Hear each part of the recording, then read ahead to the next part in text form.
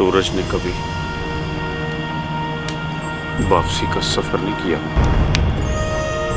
सूरज दिन को लेकर निकलता है और उसे लेकर ही गुरूब हो जाता है। मुखी मौत है या जिंदगी, जब तक मुखी की नफरत मोहब्बत में नहीं बदल जाती तब तक मुखी सूरज के साथ रहेगी। मुझे माफ कर।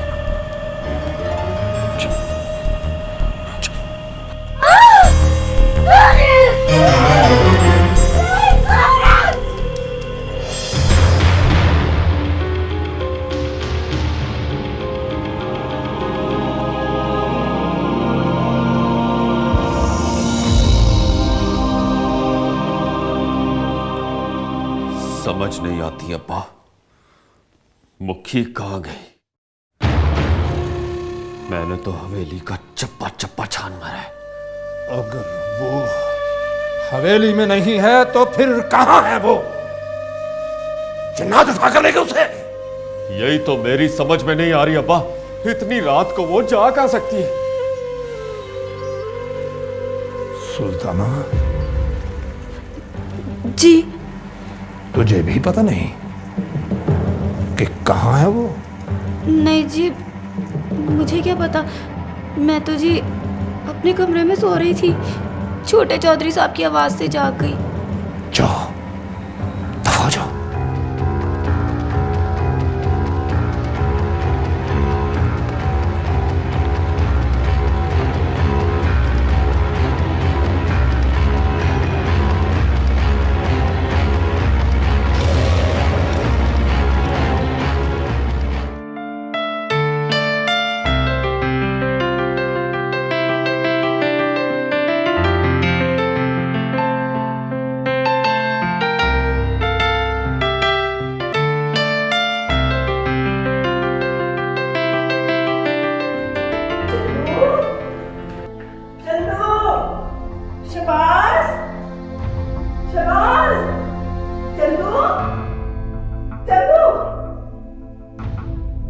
किधर चले गए ये?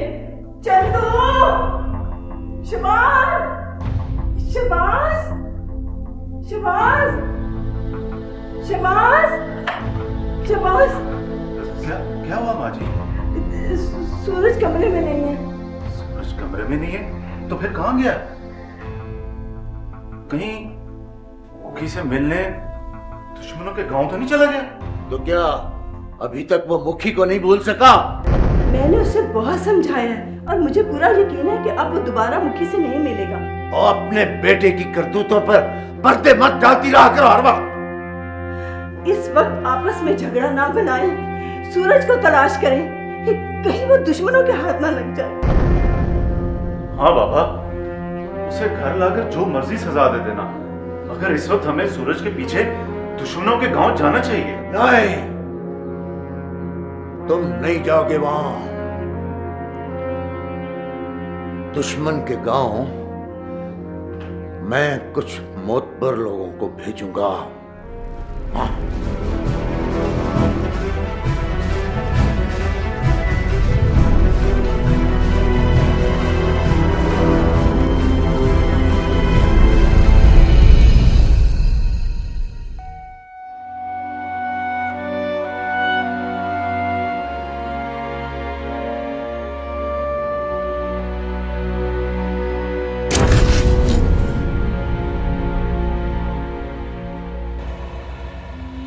रात की स्याही दिन के उजाले में बदल गई है अब्बा। कहीं ये स्याही हमारे माथे पर बदनामी का दाग तो नहीं छोड़ गई? नहीं शेर दिल, नहीं। चौधरी हाकिम पर दोबारा बुरा वक्त नहीं आ सकता। मुखी पर पूरा भरोसा है हमें यार। पर वक्त गुजरने के साथ साथ मेरा भरोसा तो दम तोड़ता जा रहा है अब्बा। जज साहब, के पास से पैगाम आया कि बख्तपुर के लोग आपसे मिलना चाहते हैं।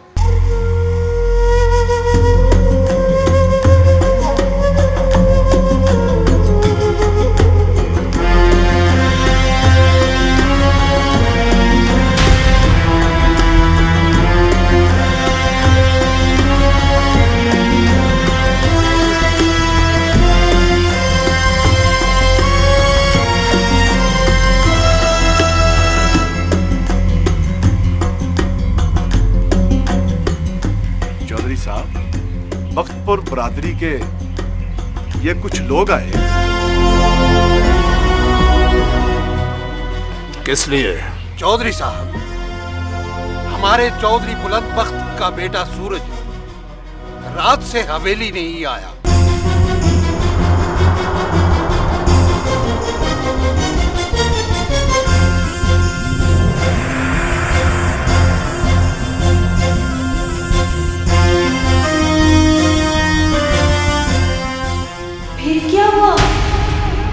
मुझे लगा जैसे अभी गोलियां चल जाएंगी, पर शुक्र है रब का ऐसा कुछ नहीं हुआ और वो उसे वहां से ले गए और मैं घबराई घबराई से अंधेरे में हवेली की तरफ।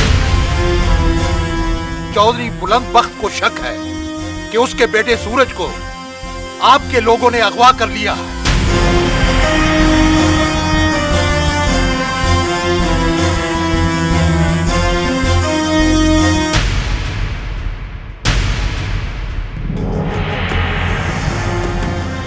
हमारे लोगों ने किसी सूरज को अगवा नहीं किया। तो क्या सूरज आपके पास नहीं है? काश होता। बुलंद बख्त को शेर दिल पर हमला करने का मजा चखा देते हम। चौधरी साहब, हमने तो उनको पहले से ही कह दिया था कि हमारे चौधरी साहब सूरज को अगवा नहीं करवा सकते। हमें पूरी तसल्ली हो गई है कि सूरज आपके पास नहीं है, मगर सोचने वाली बात यह है कि सूरज गया कहाँ?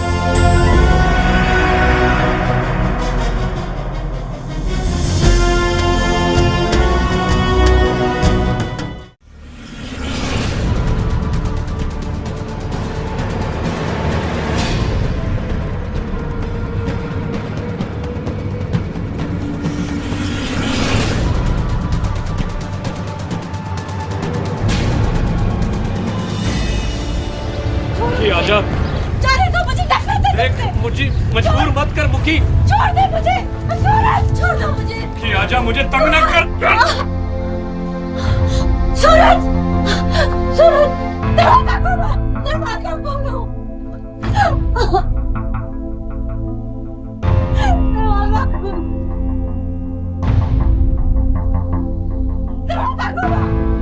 दरवाजा खोलो।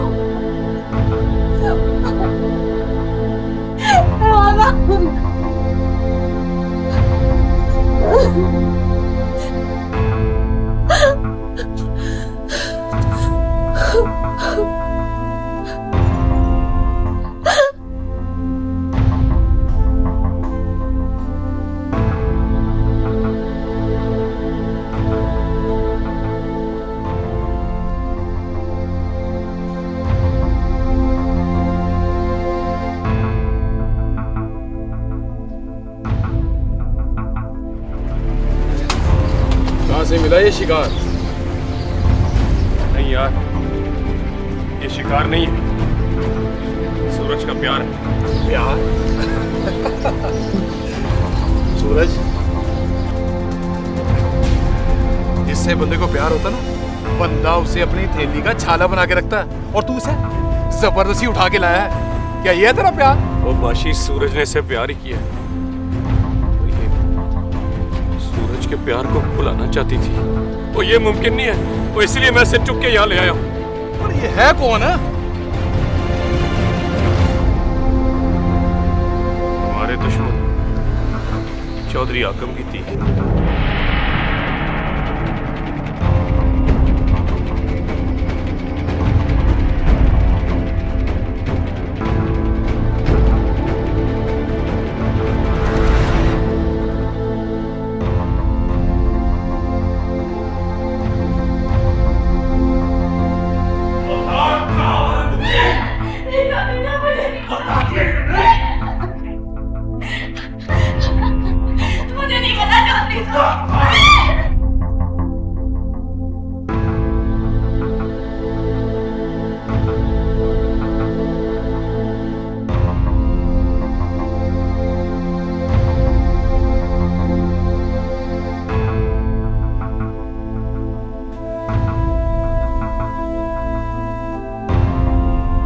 अब्बा, ये मुखी के बहुत करीब थी।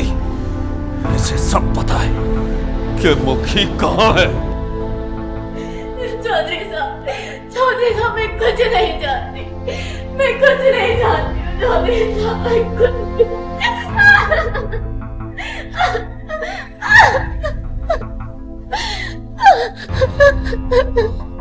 झूठ मत बोल सुल्ताना,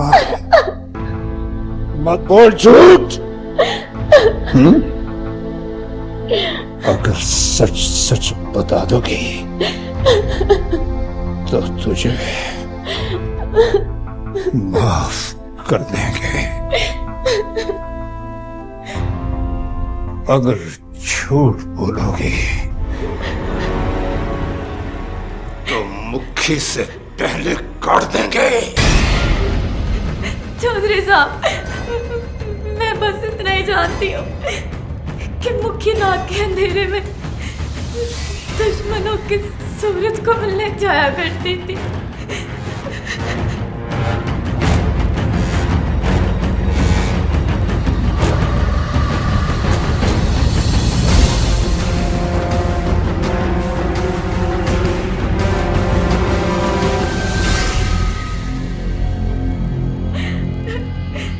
चौधरी साहब, मुखी ने बताया था कि वो सूरज से प्यार करती है।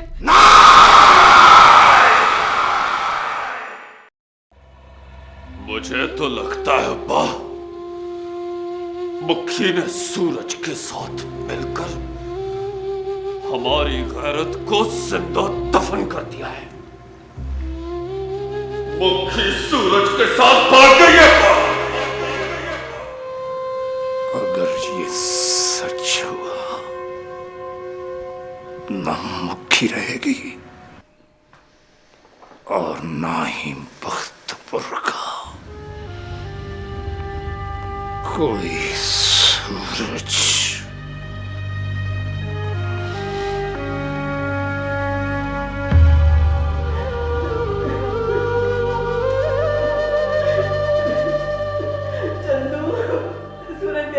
कमरे में कहाँ गया वो? मर गया सूरज, और ये सब कुछ इसी औरत की वजह से हुआ है। इसी के बेचा लाख प्यार में उसे बाप का नाफरमान बना दिया था। उसी वजह से अब किसी दुश्मन के हाथों बुज़दिली की मौत मर गया होगा वो।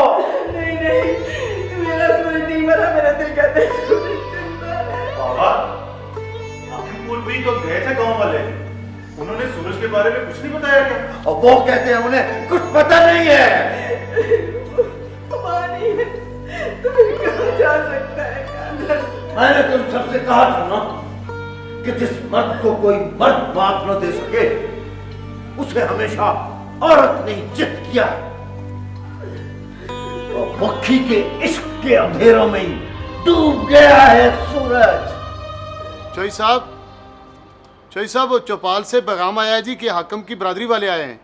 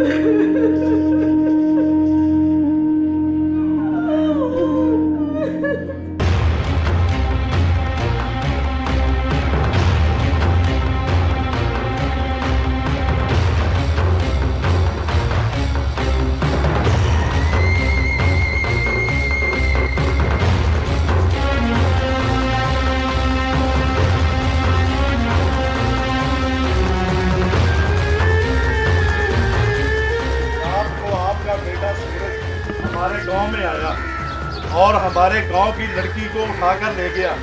ना जाने इस वक्त तक उसने उसका क्या हाल किया हो। आप यहाँ बैठे हैं, जाके पता करें कि उसके साथ वो क्या कर रहा है। क्या कह रहे हो तुम लोग? सूरज मुखी को लेकर भाग गया है? चौधरी साहब, चौधरी हाकम को जो जख्म आपके भाई अमीर बख्त ने लगाया था, आज वही जख्म आपके बेटे सूरज ने लगाया है।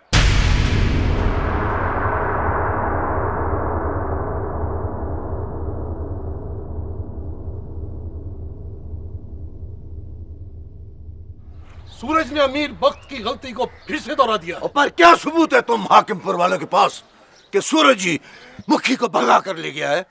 चौधरी साहब, ये सिर्फ चौधरी हाकम की नहीं, पूरी हाकम बरादरी की इज्जत का सवाल है। मर्दों की दुश्मनी में बेटियां और बहनों को रुसवा करना और उस पे जुल्म करना बहादुरों का नहीं, बुज़दिलों का काम होता है, बेगैरतों का काम होता है।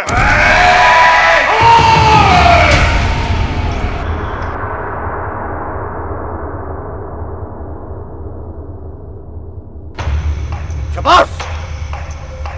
नहीं,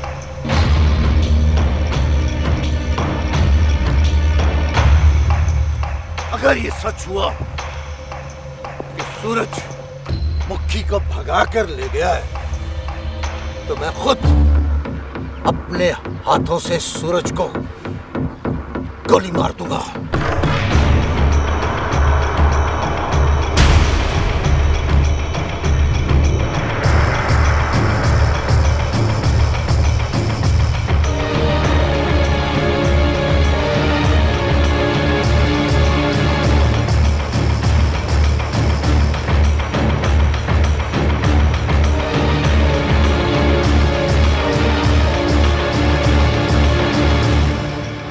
हाकिमपुर के लोगों ने बताया कि सूरज मुखी को लेकर कहीं भाग गया है।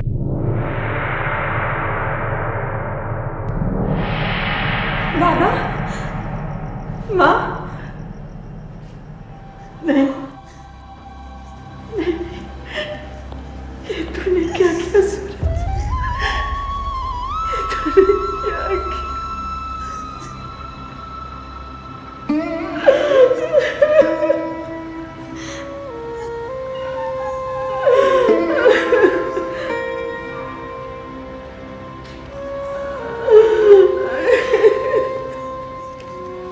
चला शफी मोहम्मद। अब क्या हुआ बड़ैज?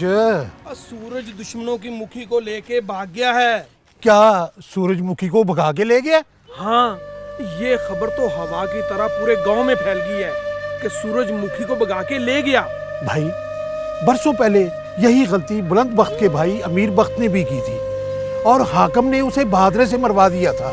अब खैर सूरज की भी नहीं। अल्लाह खैर ही करे। रात के वक्त बेटी में आकर सूरज बना मुखी को कैसे उठा कर जा सकता है? और ये जरूर दोनों में कोई हड्डी सड्डी होगी। कुछ भी हो, चौधरी हाकम की इज्जत मट्टी में मिला दी ना मुखी ने। मेरी बात सुनो, ताली एक हाथ से नहीं बजती, दोनों हाथों से बजती है। अगर मुखी की बजी ना होती तो सूरज को कैसे लेके जा सकता? यही गलती बरसों पहले बुलंद बख्त के भाई ने की थी। किसी ने उसको सूरज के साथ भागते हुए अपनी आंखों से देखा। दुश्मन था, हो सकता है जबरदस्ती उठा के ले गया हो।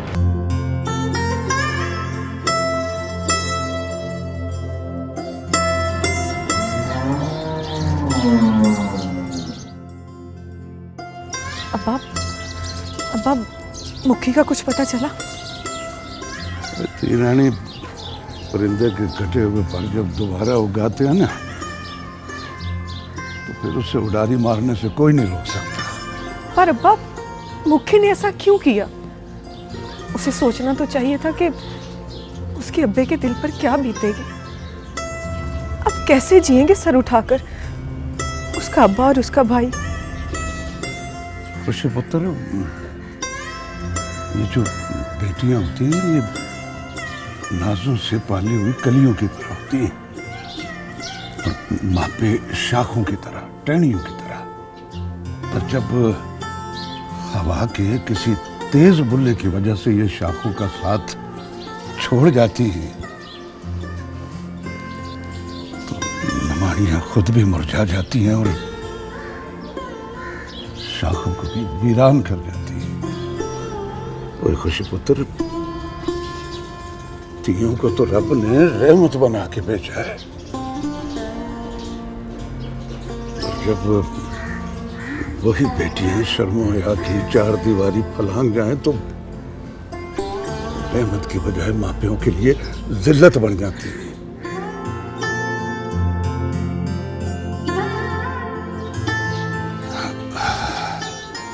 इस मुखी ने तो अपने प्यो भरा की इज्जत के साथ साथ और दुनिया के हर प्यो से बेटी के परम का रिश्ता तोड़ दिया है। जनाजा निकाल दिया उसने अपने प्यो की इज्जत का।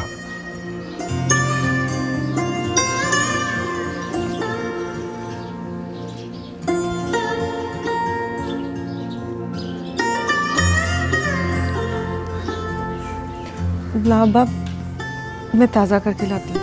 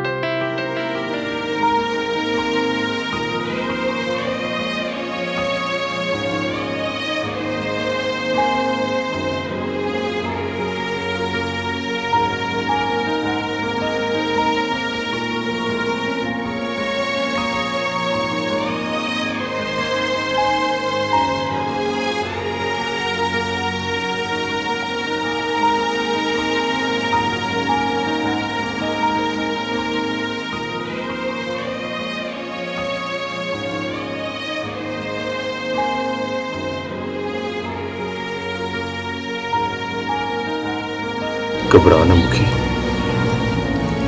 तू 10 दिन बाद भी जागती तो फिर भी चांद की चांदनी और सूरज की किरणों की तरह पाक होती।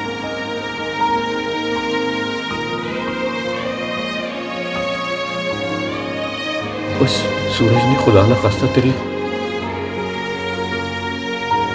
इज्जत के साथ थोड़ी खेलना है, बल्कि तुझे अपनी इज्जत बनाना है। मुझे उठाकर बड़ी इज्जत बनाई है तूने मेरी। पता नहीं मेरा अब्बा और मेरा लाला रुसवाई के डर से कहां मुंह छुपाते फिरते। थूक रहे होंगे जमाने वाले मेरे बाप की इज्जत पर।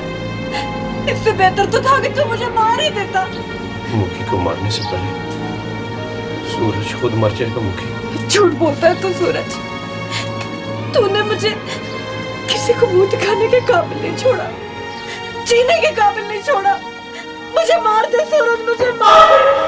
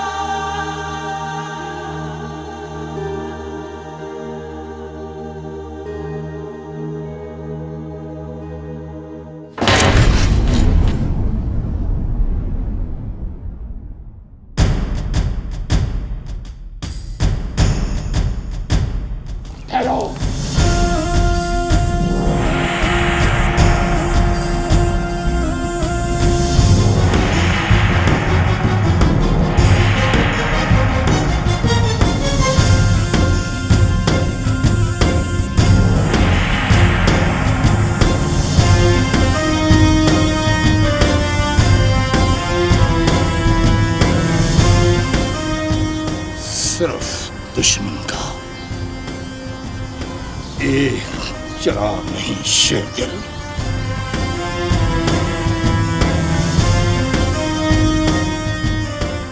सूरज और मुखी की तलाश में बुलंद वक्त का हर चिराग भी बुझाना पड़े